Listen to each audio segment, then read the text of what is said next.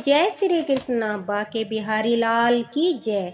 भक्तों कहते हैं जब कोई रास्ता नजर ना आए आदमी निराश हो जाता है, साइंस भी फेल हो जाता है।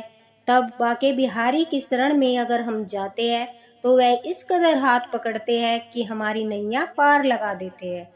इतने करुणामयी, इतने दयामयी है बाके बिहारी जी कि अपने भक्तों का दुख सहन ही नहीं कर पाते। उन्हीं के बाल स्वरूप लड्डू गोपाल जी जिस घर में प्रवेश करते हैं उस घर में खुशियां भर देते हैं।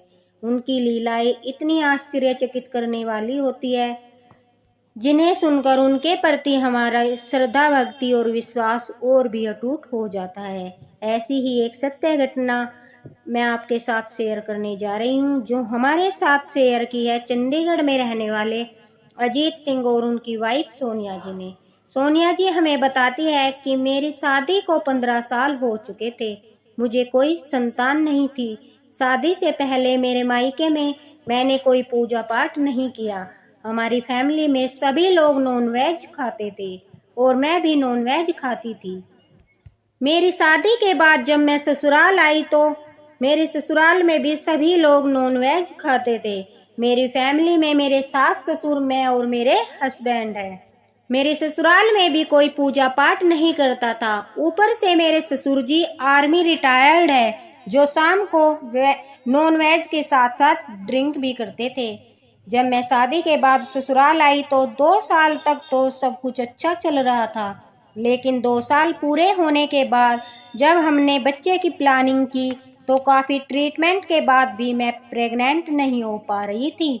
मेरी सासू माँ भी कभी कभी बोल देती थी कि तुम में हुई कोई कमी होगी जिस वजह से तुम माँ नहीं बन पा रही हो। यह सुनकर मुझे बहुत दुख होता था और बुरा भी लगता था। मेरे हस्बैंड और मेरी सारी रिपोर्ट नॉर्मल थी, फिर भी मुझे माँ बनने का सौभाग्य प्राप्त नहीं हो रहा था। ऐसे ही 5 साल बीत जाते हैं। मेरे मन में अब उम्मीद टूट चुकी थी। मुझे लगने लगा था कि शायद हमारी किस्मत में संतान का सुख लिखा ही नहीं है। मैं और मेरे हस्बैंड इस बात को लेकर काफ़ी परेशान रहते थे। हमारे पड़ोस में एक आंटी रहती थी जो मेरी सासू माँ की काफ़ी अच्छी फ्रेंड थी। वह हमारे घर अक्सर आया करती थी और हम भी कुछ भी फंक्शन होता तो आंटी के घर जाते थे। आंटी के बेटे की शादी होने वाली थी तो घर में काफ़ी फंक्शन चल रहे थे। कभी हल्दी का फंक्शन तो कभी मेहंदी का। मैं और मेरी सासू माँ आंटी के घर के सारे फंक्शन अटेंड कर रहे थे।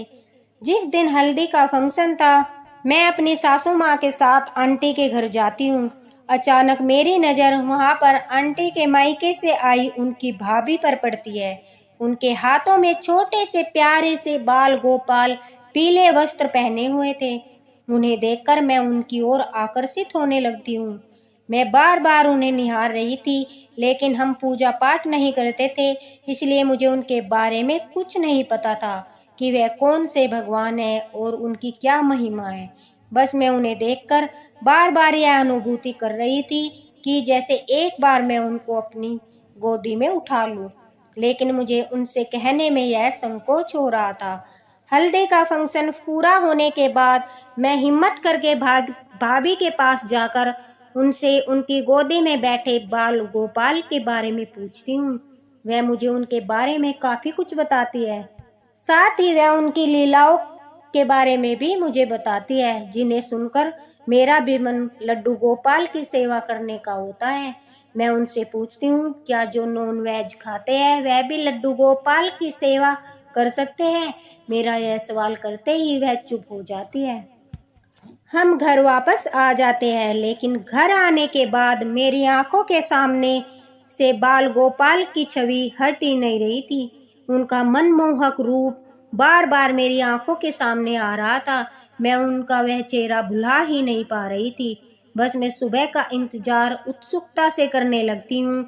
सुबह होते ही मैं आंटी के घर जाकर उनसे फिर से बात करूँगी, यह सोचकर मैं सो जाती हूँ। सुबह उठते ही सारा काम निपटाकर मैं सासू माँ के साथ आंटी के घर मेहंदी की रस्म में जाती हूँ। वहाँ जाते ही मैं सबसे पहले उन भाभी को ढूंढने लगती हूँ जिनके हाथों में बाल गोपाल थे, लेकिन मुझे वह कहीं नजर नहीं आती। मुझे पता चलता है कि भाभी मार्केट गई थी, लेकिन उनके बाल गोपाल वहीं पर मंदिर में विराजमान थे। मैं आंटी से परमिशन लेकर बाल गोपाल को अपनी गोदी में उठा लेती हूँ। सच मानिए तो उस समय मुझे ऐसी अनुभूति होती है कि मैं वह शब्दों में बयान नहीं कर सकती। मेरी आंखों से आंसू निकलने लगते हैं। मुझे उनसे इतना लगाव हो गया कि मैं उन्हें अपनी गोदी से उतार ही नहीं पा रही थी। तभी अचानक भाभी मार्केट से आ जाती है और मेरे हाथों में बाल गोपाल को देखकर, मुझे रोता देखकर वह प्यार से मेरे पास आकर पूछती है कि क्यों रो रही हो? यह तो सबके दुख दूर करने वाले पालनहार है, इनसे कुछ भी छिपा हुआ नहीं है। भाभी का स्वभाव काफी अच्छा था, इसलिए मैंने उन्हें बच्चा न होने वाली बात बताई। तो उन्होंने मुझे कहा, जहाँ साइंस भी फेल हो जाता है वहाँ पर यह लड्डू गोपाल अपनी लीला दिखाते हैं। तुम इनकी सेवा करो और पुत्र रूप में आकर अवश्य ही तुम्हारी गोद भर देंगे। यह सुनकर मेरी आंखों में चमक आ जाती है और मेरे मन को इतनी शांति मिलती है कि मैं आप लोगों को बता नहीं सकती। मन में ही मैं लड्डू गोपाल को लाने का निश्चय कर लेती हूँ, लेकिन मुझे घर में भी इस बारे में सबसे पूछना था। अब घर आकर मैंने सबसे बात की, लेकिन मेरी सासू माँ ने मना कर दिया। वह कहने लगी कि बहू, हमारे घर में सब नॉनवेज खाते हैं और तुम्हारे ससुर जी तो नॉनवेज के साथ साथ ड्रिंक भी करते हैं। इस तरह अगर तुम लड्डू गोपाल जी को घर लेकर आओगी तो यह तुम जानबूझकर कोई पाप कर दोगी, यह अपराध होगा। अब मैं बैठे बैठे रोकर बाल गोपाल से कहने लगती हूँ कि आप नहीं चाहते ना मैं आपकी सेवा करूँ? ठीक है, मैं आज से नॉनवेज को टच भी नहीं करूँगी और मैं आज से आपकी भक्ति करूँगी। ऐसा सोचकर मैंने नॉनवेज खाना छोड़ दिया और दिन रात बस उनका ही नाम स्मरण करने लगी।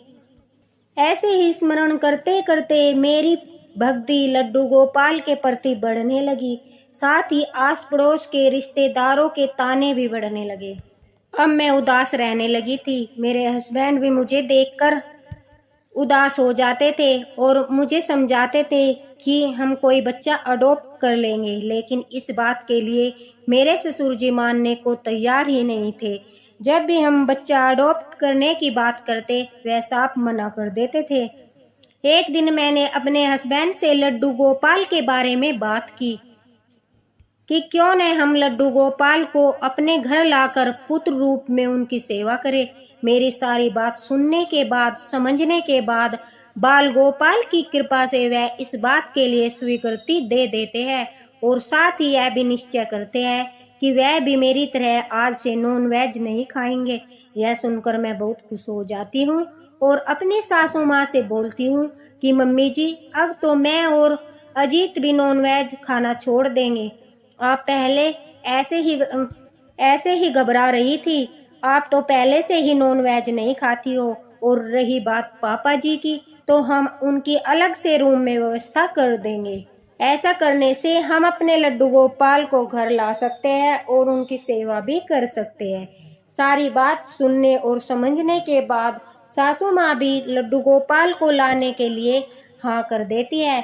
अब मैं और मेरे हस्बैंड भाभी से सारी पूजा विधि जानकर और कहाँ से लड्डू गोपाल लाने हैं यह सब बातें पूछकर तैयारी में लग जाते हैं।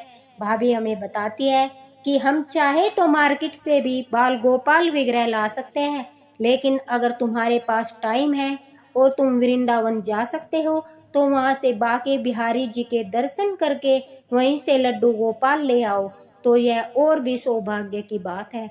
मैं और मेरे पति भाभी की बात सुनकर वृंदावन से ही बाल गोपाल लाने का निर्णय करते हैं और वृंदावन के लिए निकल पड़ते हैं। वृंदावन पहुंचकर हम पूरी श्रद्धा भाव से बाके बिहारी जी के दर्शन करते हैं। दर्शन करके हमारे मन को बड़ी शांति का अनुभव होता है। वहीं से हम बाल गोपाल लड्डू गोपाल जी का विग्रह और उनका श्रृंगार लेकर घर आते हैं। बड़े ही उत्साह के साथ मैं और मेरे पति हम दोनों मिलकर अपने घर में बाल गोपाल जी को स्थापित करते हैं। मेरे पति ने भी पूरी तरह से नॉनवेज छोड़ दिया था।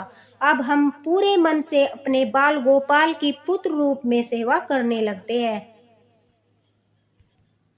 सोनिया जी कहती है कि मैं आज भी उस दिन को नहीं भूल पाती। एक रात मुझे सपन में छोटा सा बच्चा दिखाई देता है और वह बच्चा हमारे घर के आंगन में घुटनों के बल चलकर मेरे साथ हंसी टिटोली कर रहा था।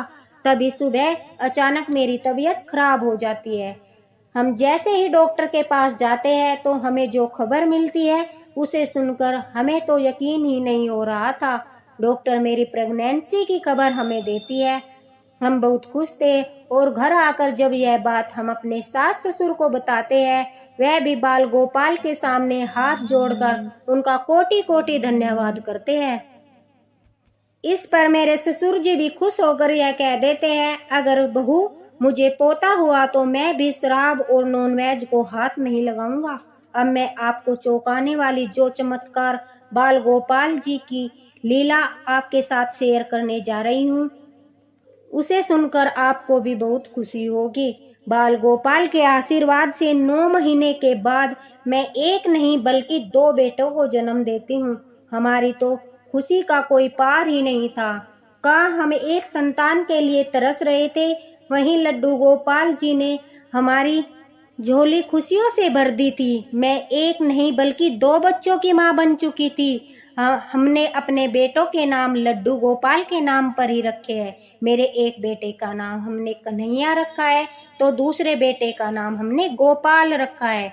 जो लोग मुझे दिन रात ताने देते थे वो सब लोग भी बाल गोपाल का चमत्कार मान रहे हैं और अपने द्वारा कहे गए शब्दों की भी माफी मांग रहे थे। बता दूं तो मेरे ससुर जी ने भी पूरी तरह से नॉनवेज और शराब छोड़ दिए हैं। अब हमारे घर में सिर्फ बाके बिहारी के बाल रूप लड्डू गोपाल जी के सब भक्त बन चुके हैं। पूरी श्रद्धा भक्ति के साथ हमारे घर में उनकी सेवा होती है। शादी के 15 साल बाद हमारे घर में उनकी कृपा से सब खुशी आई है।